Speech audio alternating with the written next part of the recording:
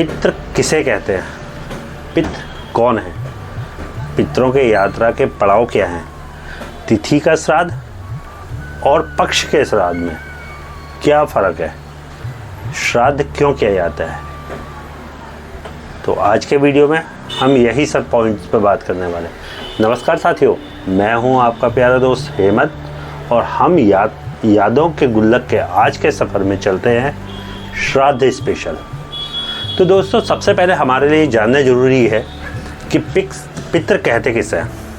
पितृ वो लोग हैं जो हमारे पूर्वज होते हैं, जिनका जीवन इस दुनिया से समाप्त हो चुका है, जिनकी आत्मा शरीर से वियोग ले चुकी है। हिंदू धर्म के अनुसार हर व्यक्ति का पुराना वंश होता है और हमारे पितर हमारे जीवन में अपनी छाया छोड़कर इस दुनिया से चले जाते हैं, लेकिन उनकी आत्मा हमेशा हमारे जीवन में एक छाया की तरह रहती है। इन पूर्वजों की आत्मा का संबंध जीवित परिवार से जुड़ा होता है। ये तो हमने देखा कि पितृ किसे कहते हैं, लेकिन पितृ हैं कौन? पहले पितृ हैं माता और पिता। हमारे जीवन के पहले शिक्षक, मार्गदर्शक होते हैं। इनकी आत्मा हमारे जीवन में विशेष रूप से महत्व रखती है। दूसरे होते हैं हमारे दादा, हमारी दादी, नाना, नानी, जिन्होंने हमारे माता पिता को जीवन दिया था, जो हमारे जीवन में आशीर्वाद, अनुभव और परंपरा के ज्ञान के स्रोत थे।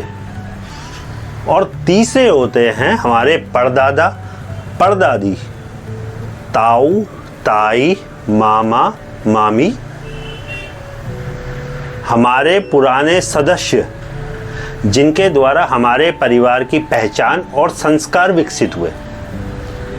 और एक श्रेणी होती है सभी अन्य पितरों की, जिसके अंतर्गत उन पूर्वजों को शामिल किया जाता है जो हमारे वंश में रहे थे, जिनका नाम हमें नहीं पता, जिनके बारे में हमें बहुत अधिक जानकारी नहीं होती, लेकिन वो सब हमारे पितर हैं। इसका मतलब है कि हमसे पहले उत्पन्न हुए सभी संबंधी, चाहे वो मातृ पक्ष के हों या पितृ पक्ष के हों, हिंदू धर्म में यह विश्वास है कि पितृ हमारे जीवन के साथ हमेशा जुड़े रहते हैं, चाहे वो भौतिक रूप से हमारे साथ जुड़े हों या ना हो।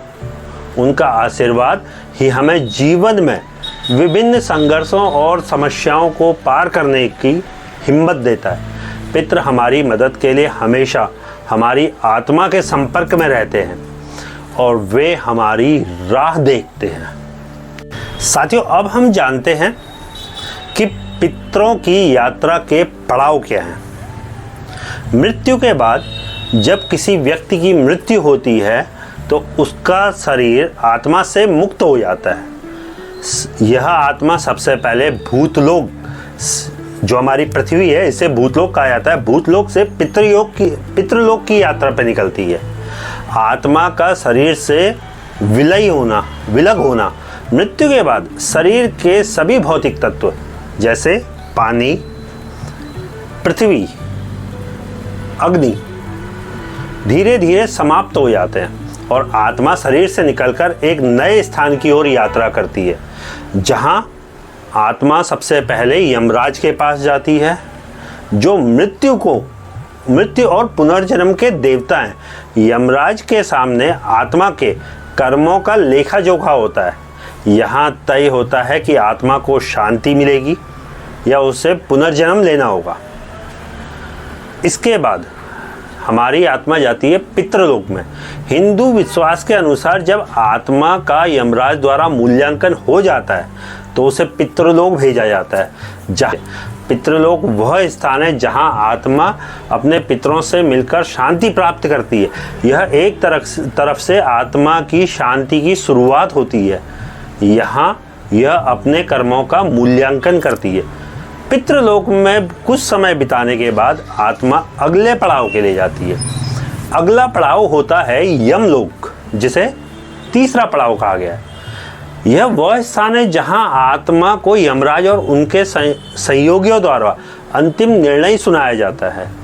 यमराज यहाँ आत्मा के अच्छे और बुरे कर्मों का निर्धारण करते हैं और यह तय करते हैं कि आत्मा को शांति मिलेगी या उसे पुनर्जन्म मिलेगा। पुनर्जन्म का निर्णय कैसे होता है? आत्मा के अगर ज़्यादा अच्छे कर्म होते हैं तो उसे स्वर्ग भेजा जाता है, यदि आत्मा के बुरे कर्म होंगे तो उसे नर्क भेजा जाता है। यहाँ कुछ समय प्रायश्चित करवाने के बाद फिर आत्मा अन्य स्थानों के लिए जाती है। अब स्वर्गलोक और नर्कलोक क्या है?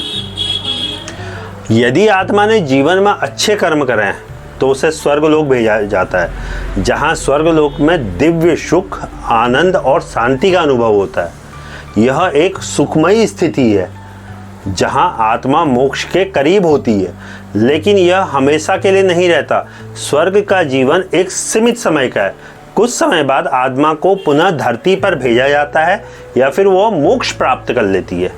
और नर्कलोक वह है यदि व्यक्ति ने बुरे कर्म करे गए तो उसे नर्क भेजा जाता है, जहाँ आत्मा को उसके पापों के अनुसार यातनाएं दी जाती है, उसको जलाया जाता है, परेशान किया जाता है और उसके बाद आत्मा को फिर एक नया जीवन देकर हमारे भूलोक पर धरती में भेजा जाता है, जो उसने पाप करे थे उनका फल भोगने के लिए। नया जो जीवन होता है वो आपके इस जीवन के पाप या पुण्यों पर निर्भर करता है। पितरों की यात्रा का अंतिम पड़ाव पुनर्जन्म है, जहां आत्मा अपने कर्मों के अनुसार एक नया शरीर मिलता है। यह जीवन के क्रम को पूरा करने का एक हिस्सा है। पुनर्जन्म की प्रक्रिया में कर्म का बहुत बड़ा हाथ होता है। यदि आत्मा ने अच्छे कर्म करे तो उसे बेहतर जन्म मिलेगा और अगर बुरे कर्म किए तो कठिन जीवन में जन्म लेना पड़ेगा। इसके बाद का जो चरण है, छठा चरण होता है, ये है मोक्ष। यह आत्मा का अंतिम चरण है और सबसे महत्वपूर्ण चरण है। मोक्ष का मतलब है आत्मा का शरीर और संसार से पूरी तरह से मुक्त हो जाना। मोक्ष पाने का मतलब आत्मा का सांसारिक चक्र, संसार की जुड़ी सभी कष्टों और दुख से निकलकर परम शांति प्राप्त कर लेना। इसे आत्म साक्षात्कार या ब्रह्म में विहीन होना भी कहते हैं। हिंदू धर्म का उच्चतम स्तर मोक्ष है। साथियों, श्राद्ध दो तरीके के होते हैं। एक होता है तिथि का श्राद्ध, जो कि एक विशेष दिन, विशेष तिथि, विशेष माह और वर्ष में एक बार होता है। जबकि दूसरा श्राद्ध होता है पितृपक्ष का श्राद्ध। पितृपक्ष का श्राद्ध भाद्रपद माह की पूर्णिमा के बाद शुरू होकर अमावस्या तक रहता है। यह पीरियड 16 से 17 दिन का होता है। यह समय पितरों को श्रद्धांजलि देने का एक विशेष अवसर है। यह पूरे परिवार के पितरों को श्रद्धांजलि देने का समय होता है। पितृपक्ष का श्राद्ध विशेषतः सितंबर माह में होता है। पितृपक्ष के दौरान उन सभी पितरों को श्राद्ध दिया जाता है, याद किया जाता है, उनकी पूजा करी जाती है, उनको तर्पण दिया जाता है, जो सभी हमारे परिवार का हिस्सा रहे थे। श्राद्ध क्यों किया जाता है? वेदों में 5 प्रकार के यज्ञ हैं, जिनमें ब्रह्म यज्ञ, देव यज्ञ, पितृ यज्ञ, अतिथि यज्ञ और वैश्व यज्ञ हैं। इनमें से पितृ यज्ञ का एक बहुत महत्वपूर्ण स्थान है। क्या है श्राद्ध? एक कर्म है जो पितरों के प्रति श्रद्धा, कृतज्ञता और अभिव्यक्ति करने तथा उन्हें याद करने का एक निमित्त है, एक साधन है।